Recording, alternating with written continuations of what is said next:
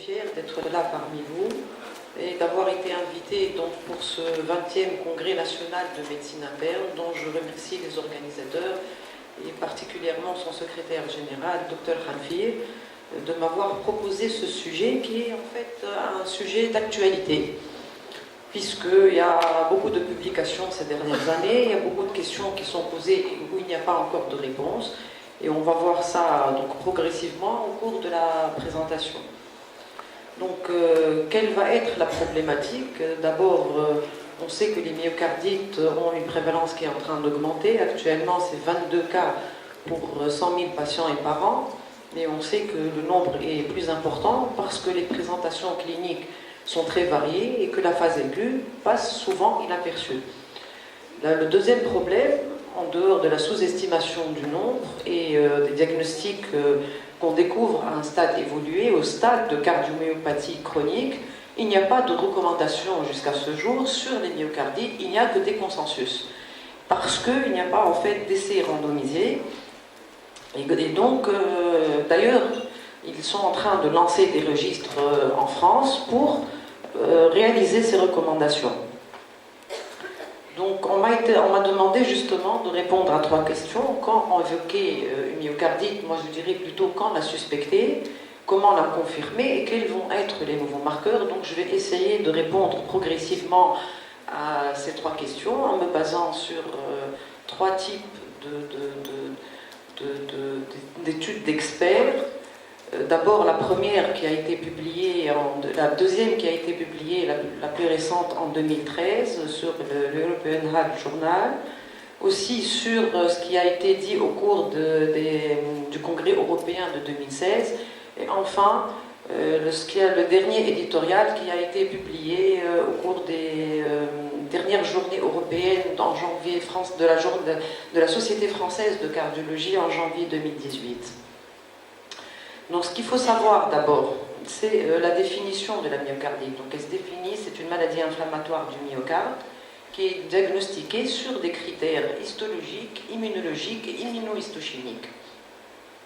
Elle a des étiologies qui sont très variées. Je laisse donc Dr Larbi, qui va présenter la conférence qui me suit, développer ces étiologies.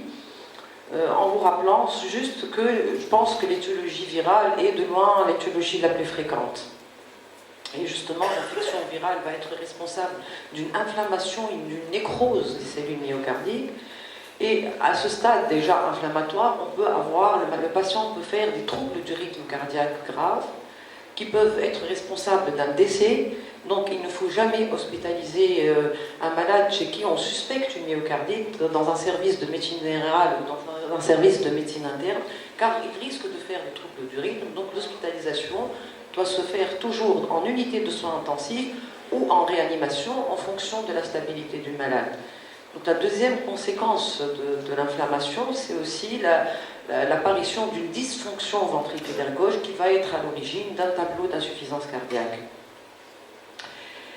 Donc, on sait aussi sur le plan physiopathologique que la myocardite évolue en 3 ou 4 phases, disons 3 phases. Donc, une phase aiguë ou fulminante, une phase subaiguë, une phase chronique. Et le diagnostic peut se faire au cours de ces 3 phases. Donc, il peut passer inaperçu, on peut le découvrir à un stade chronique. Donc, comment la suspecter? Là, on va répondre à la première question. Là, les choses sont plus ou moins claires. Donc, le dernier consensus de 2013 a proposé des critères cliniques et des critères paracliniques. Parmi les critères cliniques, on en distingue 4. D'abord, le plus fréquent, qui est la douleur thoracique. Elle est le plus souvent en rapport avec une réaction péricardique. Cette douleur thoracique, elle mime un syndrome coronarien aigu dans ses caractéristiques. Donc, le deuxième critère clinique le plus fréquent, c'est la dyspnée. Elle peut être soit d'apparition récente, soit aggravée. Le troisième critère clinique, c'est les palpitations et syncopes. Elles sont le plus souvent en rapport avec des troubles du rythme ventriculaire qui peuvent être mortels et être justement responsables au maximum d'une mort subite ressuscitée. Et le quatrième, qui est peut-être aussi le plus grave, découvrir cette myocardite au stade de choc cardiogénique qui est souvent inexpliqué. Donc les deuxième critère proposé par ce consensus d'experts de 2013, c'est des critères paracliniques, donc des critères électrocardiographiques. À l'électro, on peut trouver des troubles de la repolarisation, des blocs auriculo-ventriculaires, des blocs de branche gauche complets ou incomplets, des troubles du rythme ventriculaire ou supraventriculaire. Le deuxième examen et deuxième critère, c'est les troponines. Elles peuvent être normales, mais généralement elles s'élèvent, mais elles ne s'élèvent pas très brutalement et très rapidement comme dans les syndromes coronariens aigus.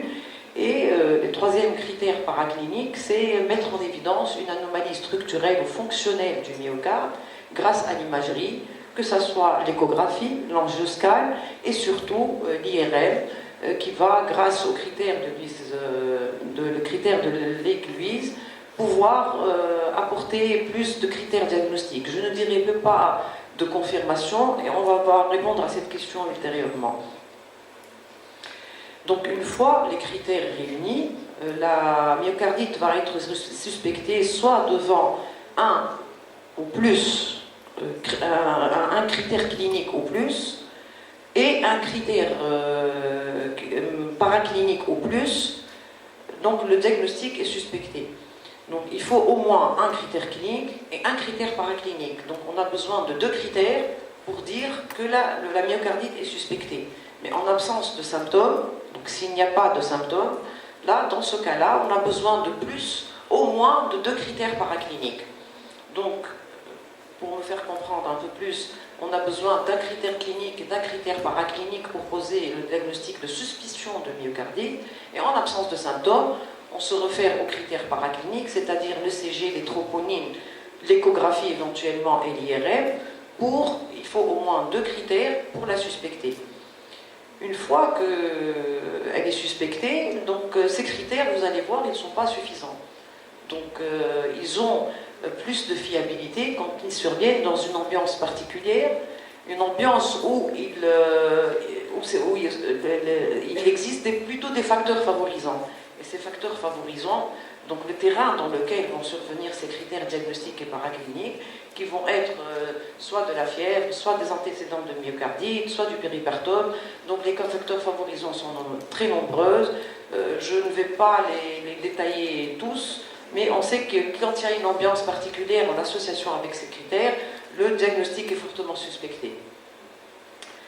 Quels sont les examens recommandés à faire? Donc, comme vous l'avez vu, bien sûr, l'électro-12 dérivation, l'échographie cardiaque et l'IRM. Les troponines, un bilan inflammatoire. Est-ce qu'il faut faire des sérologies de façon systématique? Non. La majorité des services, que ce soit de cardiologie ou de réanimation, ne le font plus parce qu'elles sont coûteuses et souvent inutiles. Maintenant, est-ce qu'il faut faire une coronarographie systématiquement? Oui, à tous les malades. Est-ce qu'il faut faire une biopsie? Là, c'est une question auquel je ne pourrai peut-être même pas répondre jusqu'à la fin de ma présentation. Donc, une fois ce diagnostic de myocardite suspecté, comment on va le confirmer? Les recommandations disent que je n'ai pas de flèche.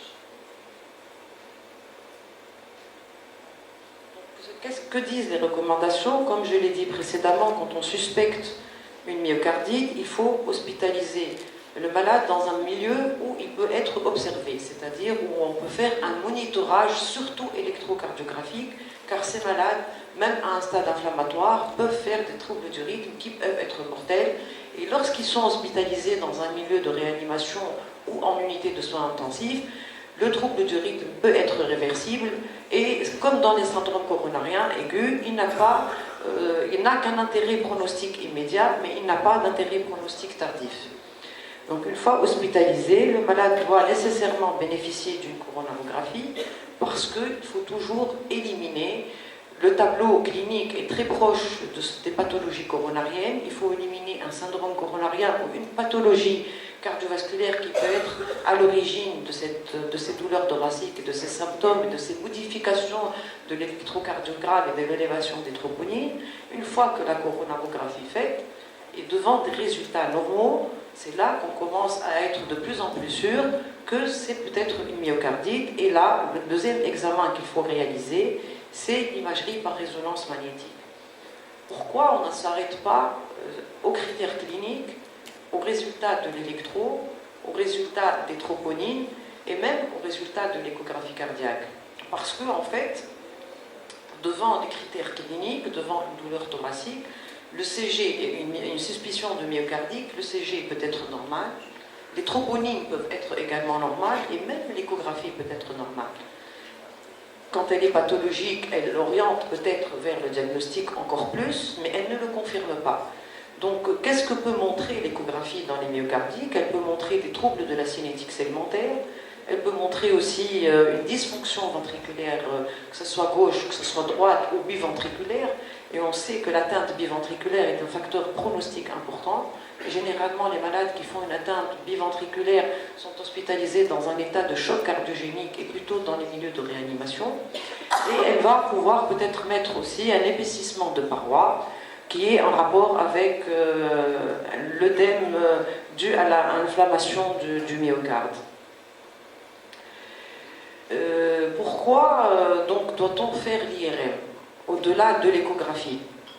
Parce qu'elle va permettre, grâce aux critères de l'Église, de mettre en évidence des signes en faveur de la myocardite.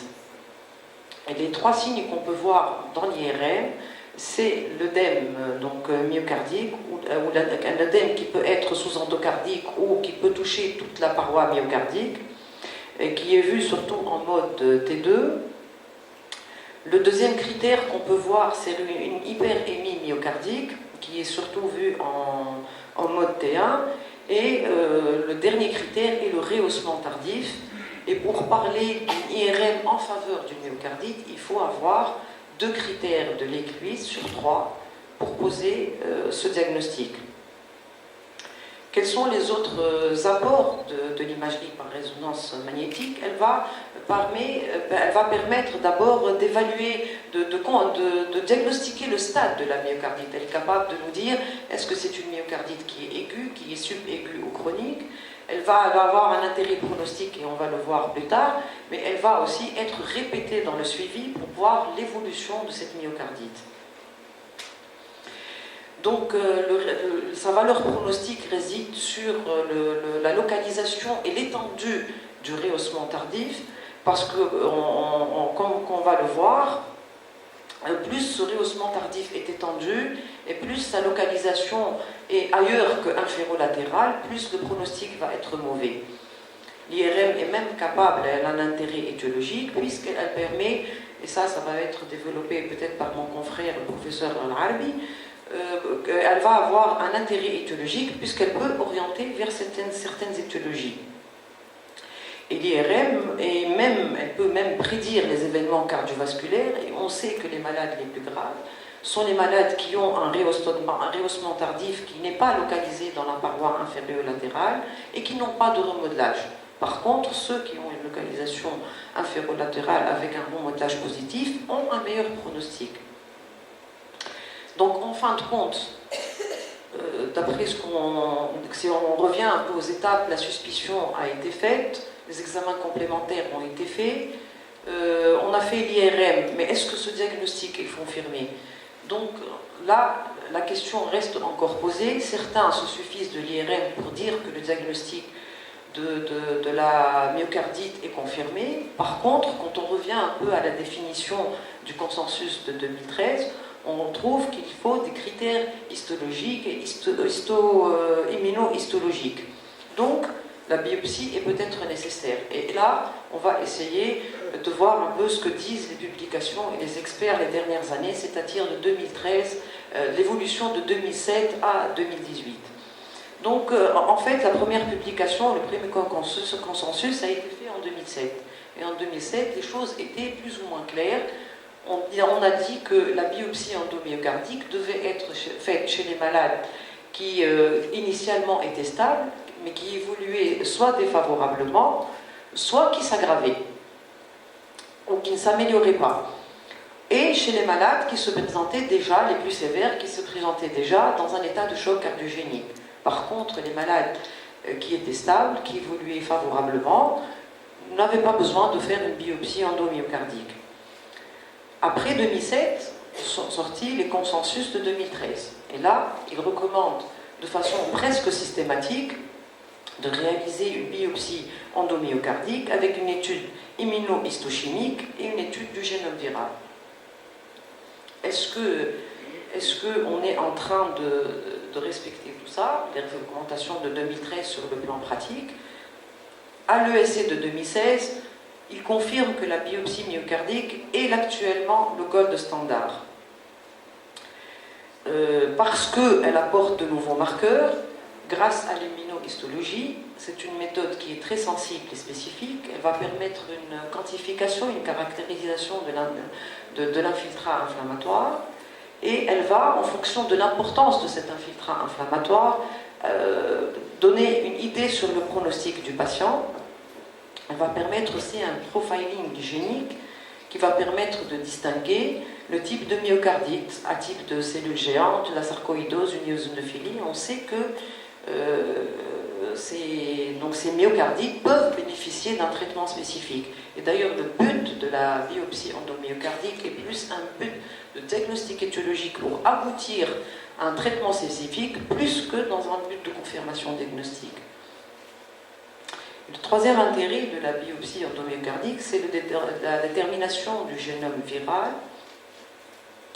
Et on sait que la persistance virale conditionne l'évolution chronique vers la myocardie et vers la chronique et vers la cardiomyopathie dilatée.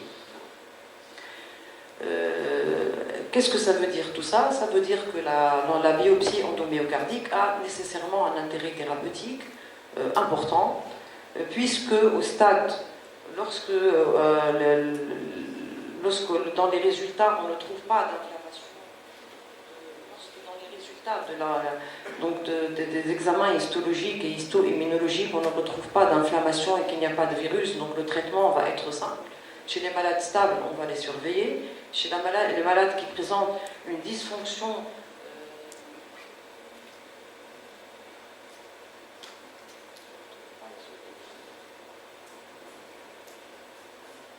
chez les patients qui ont une dysfonction ventriculaire gauche, on va voir dans les objectifs thérapeutiques, c'est plutôt un traitement, une prévention, un traitement des arythmies et un traitement de l'insuffisance cardiaque. Par contre, si on a une inflammation et qu'il n'y a pas de virus, le patient peut bénéficier d'un traitement immunosuppresseur. Et si l'inflammation n'est pas importante et que le virus est présent, là, il pourra bénéficier d'un traitement antiviral.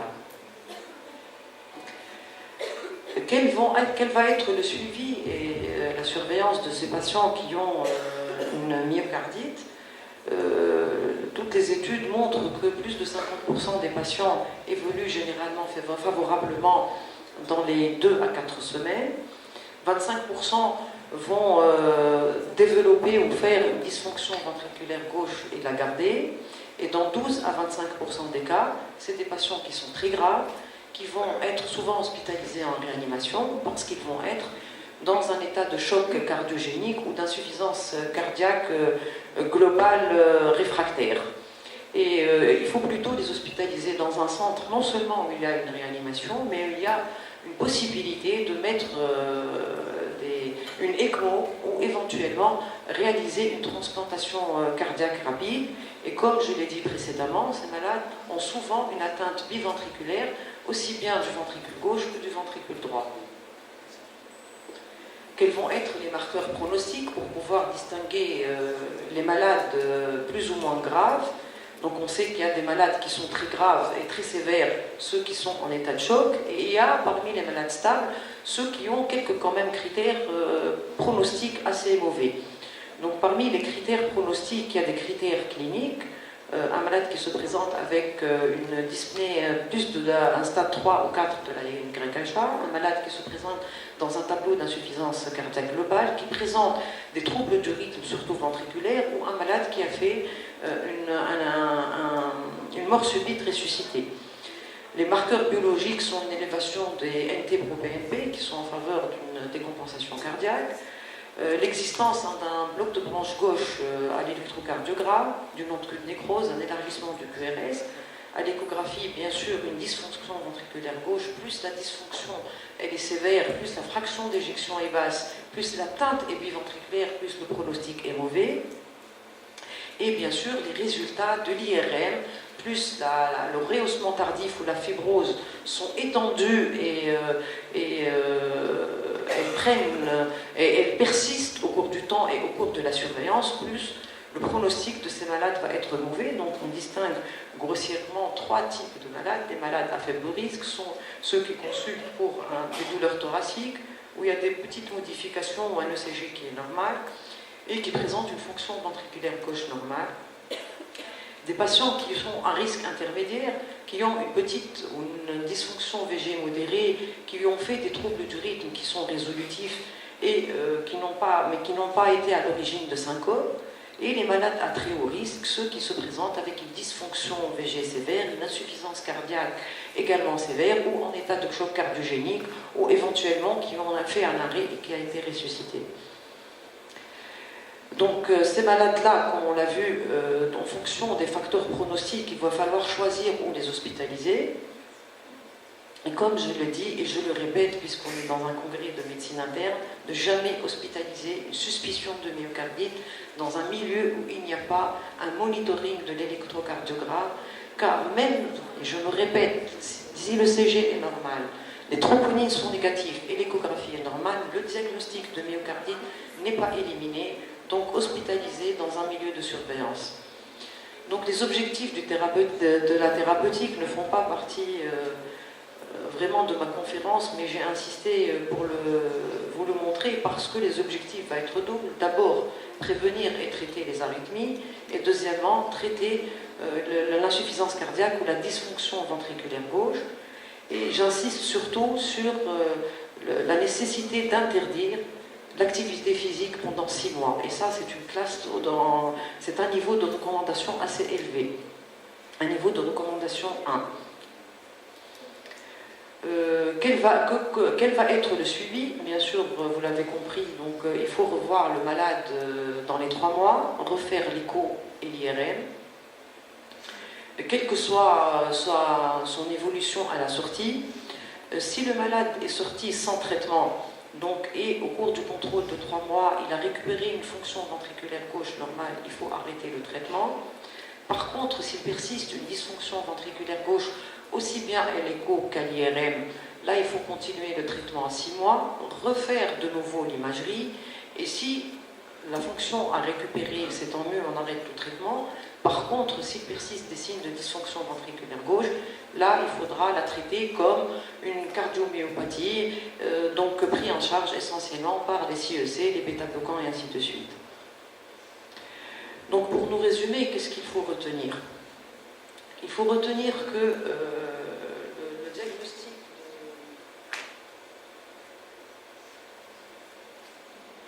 une fois qu'on a suspecté la myocardite sur l'électro, l'ERCO et les troponines positives, il faut toujours faire une coronarographie. J'ai des difficultés à bouger la flèche. Vous arrivez à suivre? Donc, quand la myocardite est suspectée, il faut toujours faire une coronarographie. Que le malade soit stable ou pas, pour éliminer une pathologie coronarienne, parce qu'on sait que les myocardites virales, on les voit souvent chez les sujets jeunes, et on sait aussi que la pathologie coronarienne a un peu changé de visage, et on voit les syndromes coronariens à tous les âges. On voit les syndromes coronariens à 20 ans et à 90 ans. Ce n'est plus le profil typique du sujet de 50 à 60 ans, plutôt l'homme. Donc là, le profil a plutôt changé. On voit des jeunes de 20 ans et on voit des femmes jeunes également. Et on voit aussi, avec l'augmentation de la survie ou de la longévité, donc il y a aussi des syndromes coronariens à l'âge de 80 et 90 ans. Donc ne vous dites surtout pas ce patient est jeune, son ECG est normal, c'est troponine non négative, donc il n'est peut-être pas coronarien. Donc il faut faire dans les recommandations systématiquement, passer par la salle de coro et faire une coro systématiquement. Donc, et là, en fonction de l'état clinique et de la stabilité hémodynamique, on distingue 2 types de patients. Donc si votre patient est stable, après la coro, il va faire son imagerie par résonance magnétique et l'échographie bien sûr, et on aura d'abord l'échographie puis l'imagerie par résonance magnétique, et on aura 2 types de réponses. Soit la fonction ventriculaire gauche va être normale, donc on va le surveiller quelques jours en unité de soins intensifs, quelques jours dans le service et puis il sortira sans traitement, parce que généralement la guérison elle se fait dans 50% des cas. Et lorsqu'il présente par contre une dysfonction ventriculaire gauche, là il faut introduire le traitement de l'insuffisance cardiaque et peut-être faire une biopsie. Alors là, est-ce qu'il faut la faire ou pas? Donc là, on laisse aux cliniciens les dernières recommandations, ce que disent les derniers papiers jusqu'en 2018, ils disent qu'il faut la faire. Il faut la faire pas chez les malades qui se stabilisent, mais surtout les malades qui étaient initialement stables, soit qui ne s'améliorent pas, soit leur signe clinique, soit qui n'améliorent pas leur fonction ventriculaire gauche, ou par contre si ça grave. Mais si c'est des malades que tu mets sous traitement, qui évoluent favorablement, qui ont une dysfonction VG qui est modérée, qui n'est pas très basse, je pense, et c'est ce que ressortent les derniers papiers jusqu'en 2018, il faut peut-être la faire, bien que la biopsie endomyocardique n'a pas de problème, il n'y a pas de souci par rapport à... il n'y a pas de complications particulières par rapport à d'autres examens. Maintenant, la question ne se pose même pas pour les malades qui sont instables, qui atterrissent souvent en milieu de réanimation. Pour cela, il faut faire obligatoirement une biopsie endomyocardique, et là, elle va permettre de confirmer définitivement la myocardite ou l'éliminer. Une fois qu'elle est confirmée, elle va nécessairement apporter des éléments étiologiques qui vont nous permettre de mettre le patient sous un traitement spécifique. Il y a même des papiers qui sont sortis que sous immunosuppresseur ou sous un traitement antiviral, les malades peuvent mieux évoluer et améliorer beaucoup plus rapidement leur fonction ventriculaire gauche.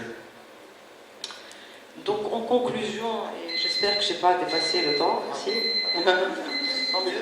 Je finirai par dire, est-ce que les critères cliniques qu'on vient de voir sont validés? Oui. Est-ce qu'il faut faire la sérologie virale? Non, inutile, elle ne se fait plus. Est-ce qu'il faut faire la coronarographie systématiquement? Je dirais oui. L'IRM, indiscutablement, mais pour certains, elle est suffisante pour confirmer le diagnostic. Est-ce que l'algorithme que je viens de montrer est validé? Oui. La biopsie, plutôt oui. Si jamais le malade évolue vers une aggravation, comme je l'ai dit, où il se présente déjà dans un état grave, pour d'autres, comme je viens de le montrer, elle est plutôt systématique selon les derniers experts, parce qu'elle va atterrir sur un bilan spécifique qui va permettre nécessairement d'améliorer le pronostic des malades. Pour répondre à toutes ces questions, et surtout la dernière, il faut faire un registre. Il y en a un qui est en cours en France, et ce registre va permettre nécessairement d'établir des recommandations, et ça va nous permettre d'avoir des idées plus claires. Merci.